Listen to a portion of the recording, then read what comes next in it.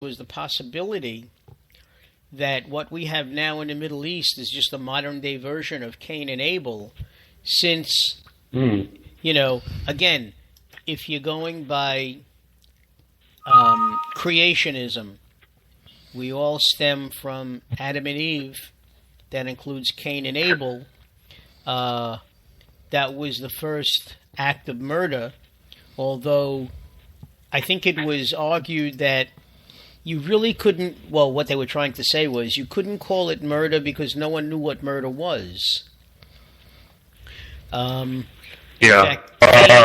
Well, before Adam and Eve sinned, they didn't know what death was, because death did not exist until the first fall, which was, of course, Eve eating the fruit. You're absolutely right, Mark. Yeah, that's important, because murder is the result of the curse, just like childbirth, believe it or not, and the pain of childbirth is part of the curse. Exactly, the original part of original sin. The fact that originally, when God said, "Be fruitful and multiply," childbirth was going to be a breeze because there wasn't any pain.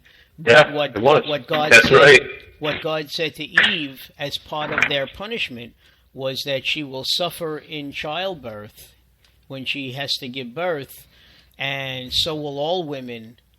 Face the same thing. Along with, many women say that their husbands are shiftless loafers, but Adam didn't have to work until they tasted the fruit from the tree of knowledge. God was providing them with everything and anything they needed. Very good, Mark. You didn't know he's a Bible aficionado, did you? Aficionado. No, obviously not in your level now, Chad. We know you could rattle off just about many parts of the Bible much better than any of us can. You don't want to give me a swelled head. It's okay. But like all right, I'll give you a golf clap for that. That was good. Thank you. But like I said, I have always found comparative religions to be a fascinating topic, and I love religion as a topic. In fact, I remember taking either sociology or anthropology in college, and they were talking about, and you may remember this from your readings, the body ritual of the Nakarima. And our professor handed it out, and we're all reading this intently. He gave us like 15 minutes to read through these 5 pages, and they talk about people who scrape their face with razors and do all kinds of unseemly things to themselves until you get to the end of the article, and the professor said, spell Nakarima backwards. And when you spell Nakarima backwards, it spells American. And how we as supposedly an enlightened people, when it came to conquering the New World, even though the Aztecs and the Mayans, they all had their own religion, they all had their own beliefs, but because they were not believers, they were called heathens, But they had gods and believed in holidays just the way we did. The only difference is that, their gods demanded human sacrifice at certain times during the year, But when the Spanish came over, right away, being a heavily Catholic country, they sent priests over and the monks, and they tried to convert the people to Catholicism, which is basically what they wanted to do. They wanted to make them civilized people, but civilized to whom? Right. Yeah. Well, that sort of asks the question too. should anybody have the right to come in with their religion and proselytize? Well, you're talking to a guy that does it all the time, so of course I would agree that we should proselytize, not because it's based on a liking of mine. I don't particularly like it when people get angry at me. Sometimes it's a hard gig to go into other territory and say, hey, I want to tell you about Jesus. If you don't trust in Jesus, you're going to go to hell, and so on and so forth. When you do that, you are invading someone's belief. Therefore, you're going to get hostile witnesses. Now, that's normal for us to do that because we don't want people to tell us what and how we ought to behave and what we should do and what God we should believe in. But see, that's a human understanding of those questions. That is a very rejecting, very superficial look at religion, truthfully. Let him have his religion and you have your religion. Why just leave him alone? If he wants to be an Indian of a certain native land and wants to sacrifice people for his religion, why not just let him do it? Well, the answer is, it's not up to me, and it's not up to you. It's not up to anybody. It is based on the ideology behind God's mind, the religious thinking, the spiritual realm is an untouchable realm. And either what you believe in is true or it's not true, but I can promise you one thing, that all of our beliefs combined cannot be true at the same time. No. So let's take Orthodox Judaism, because we have Mark, who's not only practiced it, but you have the history behind it. Judaism is either the right path or it's not the right path. It either believes God truly, or it is another false religion. Well, now, how do we know? Yeah, go ahead, Mark. No, I was going to say that within the Jewish religion, you have the Orthodoxy, you have conservative and Reform Judaism, and the Hasidim, the very Orthodox. They don't consider me Jewish because I am not Jewish enough for them.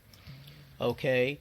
I don't slaughter my food in the same way. I don't go to synagogue in the same way. I don't pray a certain number of times a day. Now, I know this because I have a nephew who is Orthodox, and while he loves me for being his uncle, I know that I'm sure there are certain things that he doesn't agree with, things that I do, I guess I found that, growing up, at the beginning, let's face it, we're told what to believe in because we're kids, and we follow along what our parents believe. That's basically it. Sure. And when you get older, sure, you have your own opinions, and you say, "Listen, this is a bit much." I used to remark. What? Yes. I was going to say I used to remark that Reform Judaism, which is the lowest form of acceptance of Judaism. Reform Judaism is like one step above Catholicism. I found that that's all I was able to tolerate and remain semi-religious or cling to my religious beliefs. Okay. I didn't believe, even though I was raised Orthodox, it's been a long time since I was Orthodox. Conservative, I still too much. Still a little too much. I mean, if my wife was leaning that way, maybe I would be. But Reform Judaism was fine. They had A certain amount of the service is in Hebrew, a certain amount is in English. When it came to celebrating holidays, they would celebrate the first day of Rosh Hashanah, which is the New Year. In Orthodox and Conservative Judaism, they celebrated both days. And as far as Passover Seders are concerned, such as this weekend coming up, we have one Seder tomorrow night. I doubt if we're going to have a Seder on Saturday. Okay, and that's fine. That's okay. I want to make sure that my children are grounded in, Jewish history and Jewish culture to understand what they are. Okay. But Mark, hold on. Let me. Can I ask you a question? Yeah, sure. Why? Why do you want your children grounded in Judaism? Well, because that's, Judaism is it true? Judaism is the one religion that you are born into. Okay. You have. So what happens to the rest of us? Excuse me?